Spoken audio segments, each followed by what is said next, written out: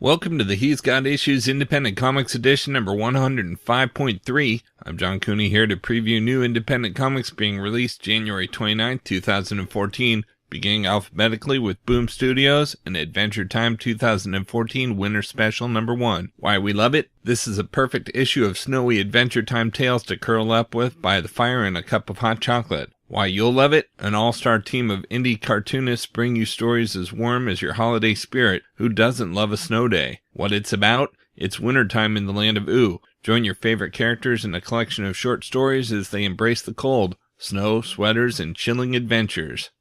And we've got Bravest Warrior 2014 Annual number 1. Why we love it? Because Catbug.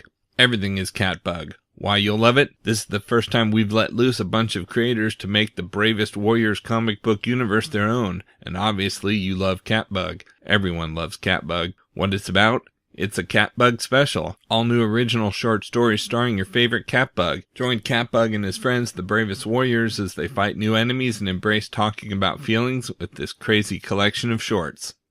From Dark Horse Comics, we've got Conan and the People of the Black Circle number 44. To rescue the captive Devi Yasmina, Conan will have to overcome the malicious magics of the Black Seers of Yimsha. But even if he can defeat the foul sorcerers in their own mountain fortress, he must still contend with their even more formidable master. Next, we've got Furious number 1 of 5. Staring into a fractured mirror of her life, the world's first superhero, Furious, seeks to atone for her past sins by doling out rage-fueled justice. But the spotlight of our celebrity-obsessed media threatens to undo her noblest efforts and expose her true identity before she can achieve redemption. We've also got Never Ending number 3 of 3. It's down to this: the driven yet determined hero Chuck Baxter versus morality and his own superpowers. Can evil scientist Archibald McCrae achieve his life's goals and kill the Earth's only unkillable man? And when Chuck's past comes to haunt him, how will he respond? Either way, this is the end. Next, we've got Serenity Leaves on the Wind number 1 of 6. Malcolm Reynolds' crew shook the verse to its core when they laid bare the crimes against humanity undertaken by their sinister government, the Alliance. Always Outlaws, Mal, the very pregnant Zoe, new pilot River Tam, and other surviving crew members are in greater danger than ever. Meanwhile, everyone is asking the same question. And we've got Sledgehammer 44 Lightning War number 3 of 3. A battle between the Black Flame and the Iron Soldier known as Sledgehammer heats up as the fight over a cutting-edge American warplane explodes in the sky. From Dynamite Entertainment, we've got Army of Darkness versus Hack Slash number 5 of 6. Cassie and Ash must use the Necronomicon to travel back in time to ancient Greece to prevent the Army of Darkness from aiding the alchemist Achios. Are they ready for the debauchery of the Bacchanalians and lots of olive oil? Next, we've got Dejah Thoris and the Green Men of Mars number 10 of 12. Undercover as a slave, unrecognizable with her hair chopped short, Dejah Thoris goes deeper on a dangerous mission with her secret, brutal force of 6 Tharks. They make a magnificent 7, but will they all make it out alive? And should they all? We've also got Lil Sonja number 1, one shot. Lil Sonja is a warrior girl who travels the lands testing her mettle against monsters big and small, a younger, pluckier version of the famous she-devil with the sword. When Lil Sonja encounters a town plagued by eccentric bandits, she needs to figure out the pattern behind the thefts to bring the baddies to justice. No task is too tough for our crimson-haired hero, and if that isn't enough, each little book comes with a 2-page activity sheet. Next, we've got Shadow Year 1, number 7 of 10. Margot's solo attempt to locate Big Gun Maserati lands her in the hands of her crazed ex-lover. Danger looms high above the streets of old New York as the Shadow attempts his most daring rescue ever. Meanwhile, an intrepid reporter inches ever closer to uncovering the Shadow's guarded secrets. And we've got Warlord of Mars number 33. John Carter desperately searches for the true identity of the tyrant who dragged Mars into a planet-spanning crusade of racial extermination. Although Carter finds a ray of hope among his former enemies, the tyrant is tracking his every move. From IDW Publishing, we've got Ghostbusters number 12. The end of the year is a hectic time for most businesses, and the Ghostbusters are no exception. Beset from all sides by a surge in spectral activity over the particularly busy season, they're looking forward to a little bit of a break once the new year hits. But recent supernatural symptoms shown by the city that doesn't sleep are coming to a head, and the boogeyman has arrived to take the city's future. Next, we've got Godzilla Rulers of the Earth number 8. The biggest monster fight to grace the comic book pages hits in this climactic issue. Lucy and Woods converge on the site of an epic monster brawl as the aliens launch a last-ditch effort to rule the Earth. We've also got Mr. Peabody and Sherman number 4 of 4. All through history, love is in the air, at least if Mr. Peabody and Sherman can cure Shakespeare's writer's block and don't mention Cyrano's nose, that is. And if not, well, it's a good thing Mr. Peabody is a handy dog with a sword.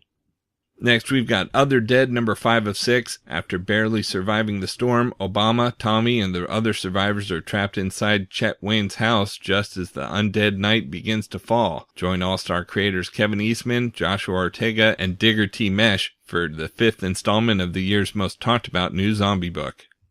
We've also got Star Trek number 29. The all-new 5-year mission of the Enterprise continues as Captain Jane Tiberius Kirk and her crew encounter a never-before-seen enemy in deep space. Wait, Jane Kirk? What's going on? All will be revealed in this first chapter of a new 2-part story overseen by Star Trek writer-producer Roberta Worcey.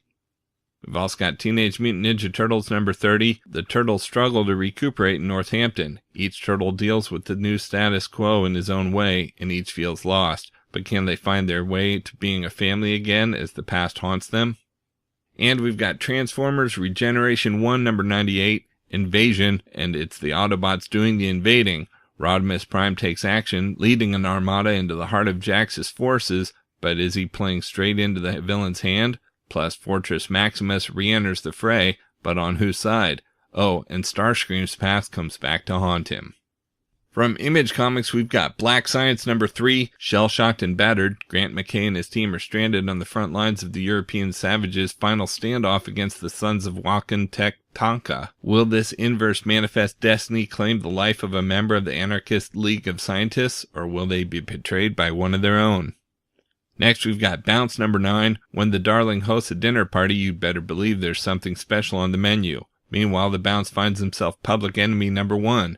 The police are after him. The military is after him. What happens when a superhero head collides with the straight world?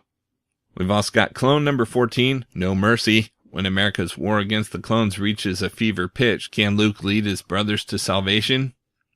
Next, we've got Cyberforce number 8, Stryker Unarmed. What humanity remains of Morgan Stryker? Is he more man, or is he more a machine of death?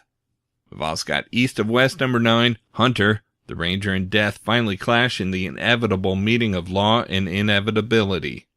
Next, we've got 5 Weapons number 6, Back to Class Part 1. Enrique returns to the School of 5 Weapons, a place where kids learn the art of assassination.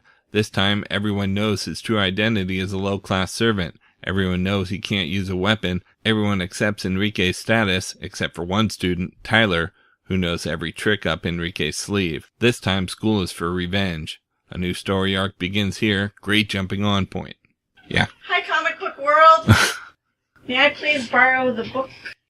Thank you. We've also got Invincible number 108. Angstrom Levy's life hangs in the balance. Invincible to the rescue? Next, we've got Revival number 17. Dana chases down an assassin while M wonders if she's becoming an assassin. Secrets are revealed. Someone dies. Next, we've got Saga number 18. Our hero's stay on Quietus reaches its inevitable conclusion. We've also got Saviors number 2. Thomas's safe, uneventful life is no more. He knows aliens walk among us. As a result, Thomas is now on the run for his life, desperate for answers and his own survival in a world where suddenly nothing makes sense and nowhere is safe, and where the aliens are unbeatable. We've also got Super Dinosaur number 21. The search for the cure for Derek's mother takes him and Super Dinosaur to some interesting and dangerous places. Will they find it in time? We've also got Thief of Thieves number 19. Special Agent Cohen has plagued Conrad's every step, until now. And we've got Witchblade number 172. Sarah Pizzini will soon discover who the Witchblade chose to be its next bearer.